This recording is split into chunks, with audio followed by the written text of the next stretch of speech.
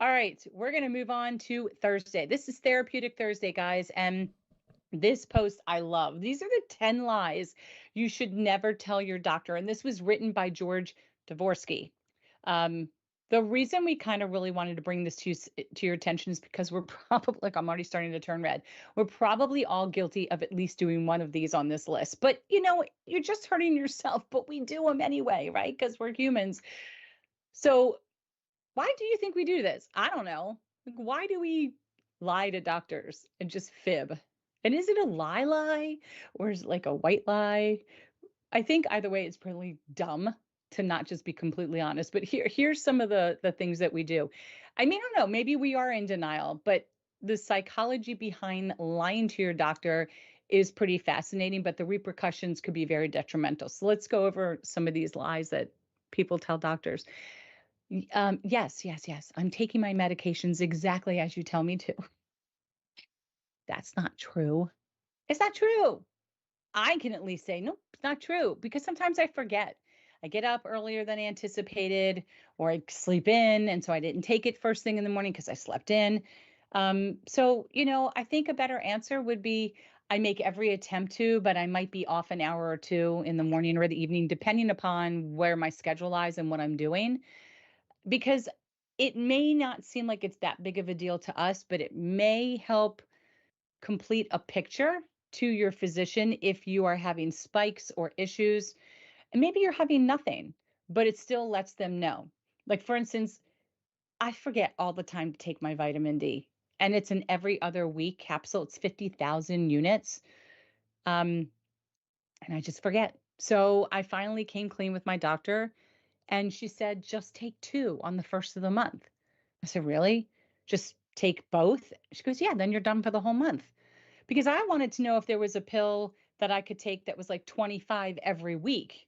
But I love this method better. Just pop two on the first of the month, and I don't have to think about it again till the first of the next month. So it was to my benefit to just come clean and be honest that I always forget. The next thing is I'm going to come clean and be honest that I always forget to take my vitamin B12 and I'm just going to go get a shot. And I hate shots, but it's a lot easier than trying to remember. And you would think, why do you forget? You're filling up your pill case because I'm bratty. And I sit there and I say, well, maybe I don't really need to take this pill today. Look, I'm getting all embarrassed because I'm coming clean. But don't lie. Tell your doctors if you're not taking them in the right time because there may be options for you to make it a little bit easier. All right, that's number one. Number two, nope, I'm not taking my prescription drugs or supplements right now. I'm not taking any supplements. Don't lie. If you're taking a supplement, say so. And there's a lot of people in this community that take all kinds of funky supplements and they talk about it. The first question some people ask is, what's the supplement I can take that's going to keep my aneurysm from growing? Well, the answer is nothing.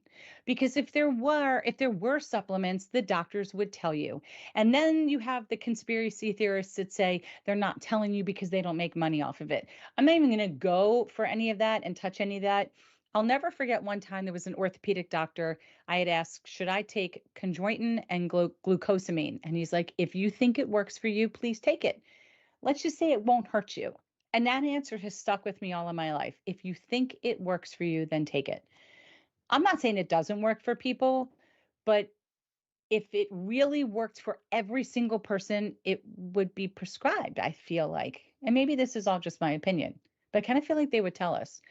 The number one reason why you want to be honest about supplements is there are some supplements, that may already be in your medication, like potassium. You may already be receiving potassium, which I understand. It's like, it's in the vitamin mineral category, but you might already be getting that, let's say with losartan or another drug. So if you're taking extra and you were not told to, but you read somewhere that it might be beneficial to take it, you have to tell your doctor because you could be doing yourself more harm. And there are some supplements or some things out there that have grapefruit in them. They can adversely affect some medications that patients are on. So you need to tell your doctor about this. And so don't start putting things in your system without passing it by your physician. That's my opinion. I tell my physician everything I take, everything before I take it. We have a discussion about it. And it's a simple text, and I get a simple answer back, yes or no, or here's an alternative. So be honest, because you really could be doing yourself a disservice. All right, three, I didn't eat or drink anything prior to this surgery. That is such a bad lie. Bad lie. Listen, from what I've heard, it's okay to take a sip of water if you have to take certain blood pressure medications and stuff like that on the morning of a surgery. But your doctor will give you very strict instructions. If they say, please do not, then you do not. If they say you may, that doesn't mean a gulp. And the reason is because if you're going to have anesthesia, you do not want to regurgitate in the middle of surgery if you have fluid or food in your tummy, because that would be bad from a breathing perspective. You could aspirate, and that would be really bad. So it's important to let your physician know and the anesthesiologist know what you had and how much you had and what time you had it. I have heard people, when I've gone for a colonoscopy, I have heard anesthesiologists tell patients, well, that's too close to now and I have to knock you out. We're going to have to wait another hour. So it makes a difference in their world. It might not seem that important to us, but all of these things just help put together the pieces of a puzzle for a physician. So I'm not going to tell you that you should eat or drink or you should take medicines. That's what your directions are given to you. And so if you accidentally did, please tell the physician so that they know and they can adjust accordingly. All right, number four, I actually don't drink that much alcohol. That much alcohol? What? How did you define that much? That's why they're very specific on their forms. How many drinks? They just ask you, how many drinks do you have in a week, in a month, in the last, couple days, whatever it is that they ask you. Because I didn't drink that much or I don't drink that much is very subjective. To you, that could be 6 drinks. It's not that much. To me, anything over like 1.5 is a lot. It's a much for me. So don't, that sentence makes no sense to a doctor.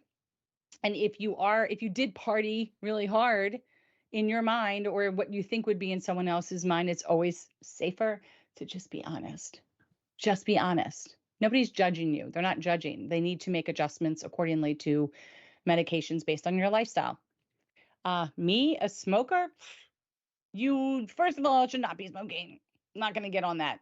And there's many different ways to try to stop smoking. But if you are smoking, please, please, please, please, please be honest, because that might indicate why things aren't getting better. That might indicate why things are getting worse quicker. Again, physicians are not there to judge you. They're there to make judgment calls about how they treat you based upon your lifestyle. Everybody's entitled to live how they want, die how they want. It's all, you're allowed, but if you want them to treat you, they need as much honest advice as possible. Hold on Number seven, before I'm before sorry. you roll Sure. off. I was wanted to make sure that I looked up the definition of binge drinking so that Uh-huh. we could help everybody understand something. The definition of binge drinking is when you bring your blood alcohol content level to 0.08. Right? Okay. That's 4 beers, that's 4 wines, that's 4 shots. Not cumulative, that's any one of those, Okay. right? So if they're saying that that's binge drinking and you're Mm-hmm. having a 6 pack every weekend for football, Mm-hmm. then you're exceedingly binge drinking on your weekend, Right. right? And so to Yeah. say I don't drink that much, like now you have a form, like now you have a reference material. Yes. Okay, Yeah. Good so point. 1 or 2 drinks, that's not binge drinking, Right. right? So That's not that much. Yeah. see what I mean? But So yeah, I don't right. drink that much. You have a barometer now. Yes. And there is nothing wrong with writing on that form 1 to 2 drinks a week. But like you said, if you're sitting, even if you said 4 drinks a week, people interpret that as maybe I had a glass of wine on Monday, one on Thursday, Friday, and then Saturday. But if you're doing it all 24 hours ago, that's a problem, and they should know. Yeah, That was a yeah. good way to think about it. Okay. Oh, I don't do drugs. Again, nobody's going to lock you up. Nobody's judging, but it is important to discuss. And I'll be honest, I've had discussions with my doctors too about, and this is before it became legal here, but about medicinal marijuana and stuff. And for me, the conclusion was I hated it in college. I'm probably not going to like it now. But they need to know because these things, they can impact your blood pressure, your heart rate, and then they're giving you medications that impact your blood pressure, your heart rate. And they're not judging and they're not going to say, don't do it. If certain things are reducing anxiety and stress and it's working, they just need to know you're doing it so they can make adjustments on their end. So don't lie about it. Oh, we were down to I exercise regularly and eat healthy foods. Don't lie. It's going to show in your blood test. Your blood test is probably going to be a good indicator whether that's accurate or not. Your BMI might indicate it, or maybe it doesn't indicate anything at all. Maybe you are doing all those things, but your BMI is way too high, and maybe that means the doctor needs to look at your thyroid, or maybe it's conversely the opposite. Medications are given to us in strengths tips sometimes based on our weight, based on our level of exercise, based on how we are eating. And at the end of the day, do I like a good cupcake? Sure. Am I still eating my mini Halloween candies? They will last me through the end of November because I like to have one every couple nights in just my little Twix bar. Do I consider that not eating healthy? No, but I also don't consider it eating healthy, but I don't consider that I not eat healthy. You know, I just say I try when I try because it's not a constant thing for me. And again, these things I think tend to be a little bit, they leave the door open for being subjective. So just try to be honest with your physician. I don't really take a lot of over the counter pain relief. This is really important because a lot of physicians do not want us taking Advil. They only prefer Tylenol, but too much Tylenol can really impact your liver. So it's important and it plays into number 9, which is when you say it doesn't hurt. Again, that's subjective. The easiest way to determine and to share with your physician how things feel is remove the ego and look at the pain chart that is in all doctors' offices. The one from the super smiley to the beet red grimacing. And just look at those faces and show where it is that you're feeling. I think you may surprise yourself where the number lies on the scale.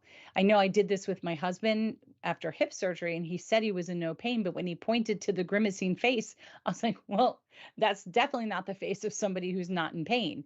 And it took a minute for him to recognize that, okay, maybe I'm a little bit more uncomfortable than I actually let on. Again, these things are also very important to share with your physician.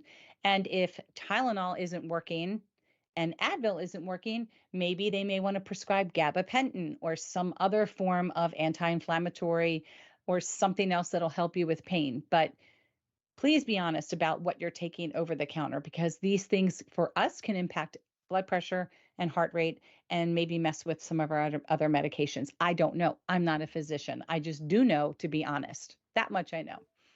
And when a doctor gives you information, do not lie and say, I got it.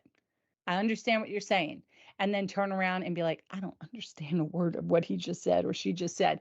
If you don't understand, make them take a moment, make them cause the other patient to be a little late and make them explain it to you. It's so important that you understand your plan with your physician or whatever it is that you weren't understanding going in there. It's important that you leave and you understand. This is all about self-advocacy. So if you want to learn about the possible effects of these 10 lies, then you should click on the article. But I think it's pretty self-evident. I think it kind of is common sense. And I think at the end of the day, just don't do them because it's not helping yourself. And we should Therapeutic Thursday. define eating healthy as not indulging in salt and sugar, right? Like if it's processed food, you're not doing yourself a favor, No, you're you not. know? But, And you there's know, nothing wrong with, like you were saying, a bit of candy every now and then. There's nothing wrong with that. yeah, a little bit of pasta in Yeah. a box isn't going to be horrible. It's I'm just gonna call knowing you out though, quantity. like when you do your ketchup and spaghetti, there's a lot of sugar in ketchup, lady. A You lot. mean oh, well, I do get the organic ketchup. It probably doesn't make a difference, but I don't eat it in mass quantity. I really don't. And I don't like to, especially at night, because it'll just keep me up all night. Yeah, But that's a I good do point. eat like I'm a college kid. You don't even want to know some of the things that, um, But I've made changes. I have made changes this year. I don't eat like, Lucky Charms. Like if I could get people to stop eating chips, Chips? yeah, just the sodium in chips alone. If like because here's the thing, right? Like if you're a habitual snacker Right. and you're feeding through your anxiety or you're snacking through Mhm. anxiety and those snacks are chips, you're not doing yourself any favors. No. Yeah. But, but Josh, Mexican. I love the homemade chips. I like them when they're homemade, and then if there's any too much salt, I'll brush them off. There's something about a chip and homemade pico and homemade guac, and it's good. Uh-huh. Yeah, yeah, yeah. You know, just it's like it's I don't know. Quantity, It's the most awful thing. but it's awfully good when you put it in your tummy. I bet it is. Moderation is the key, people. Moderation. Look, from somebody who's had Crohn's disease, I've talked with so many GI doctors, and at the end of the day, even now with this condition, you have to have some degree of common sense and moderation. And I'll tell you, the other night, even when I had some Greek food, my blood pressure went up. And you're not thinking about, I don't know what they're marinating that chicken in. Did they put salt in their marinade? Was that one of their herbs? It typically isn't, but it must have been because something triggered my blood pressure to go up more than it would just from digestion because it'll rise with What do digestion. you get with that? What do you mean? With Greek? Yeah. All I had was chicken. All I'll eat is chicken souvlaki. I don't understand Okay. anything else. And I do love chicken kebabs, which I did. Okay, so don't laugh.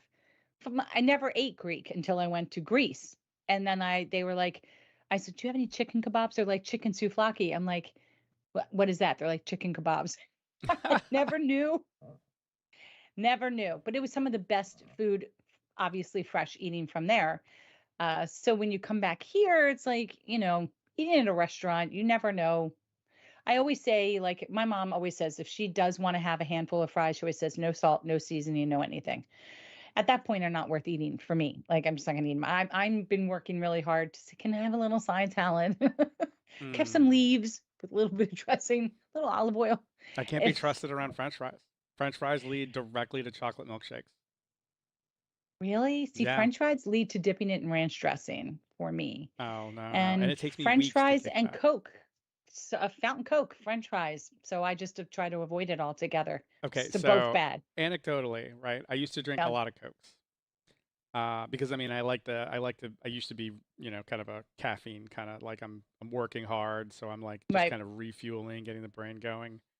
And one day, somebody had like stashed some Cokes in the freezer. When I pulled the Coke out of the freezer and let it melt down, it was still Uh-huh. kind of syrupy when I poured it into a glass, and it looked like motor oil. And I have Uh, never been able to indulge in Cokes again.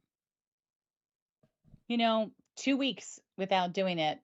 And then when I went and had it, it was disgusting. But on a warm day, if you get the right ice from Royal Farms, it's nice and crunchy and little The round, right ice. and you get the fountain Coke in the right ice. It's just It's good. It's so good and it's so bad that you just got to say no. I just got to say no. Say no. I'd rather now if I need that sweet flavor, I like zero sugar Snapple tea. I like peach. Hmm. And it's not there's really nowhere near as much caffeine in that as there is in a Coke. But there's no sugar. And that gives me what I need Yeah, a buddy of mine, he for my does the sweet. Coke Zero, which is zero sugar. But I mean, Yeah. once again, it's like, I don't know. I can't, it's like a mental block now. Yeah. We should one day talk about.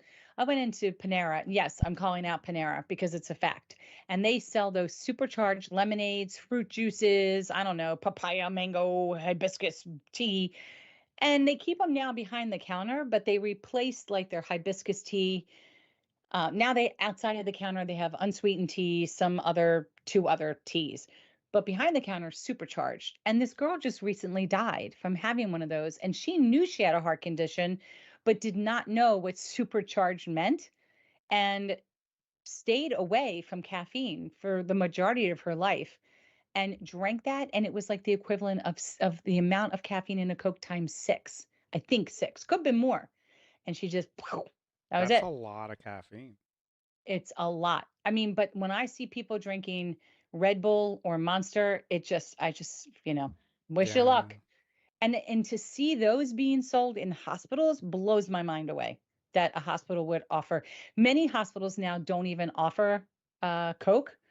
They'll only offer diet drinks, or every hospital has ginger ale because that's what you drink when you're sick. But they offer Red Bull, and I'm just like, that's unbelievable to me. It's just That's so insanity. irresponsible. And then say, I know. All right, that was your therapeutic Thursday. Now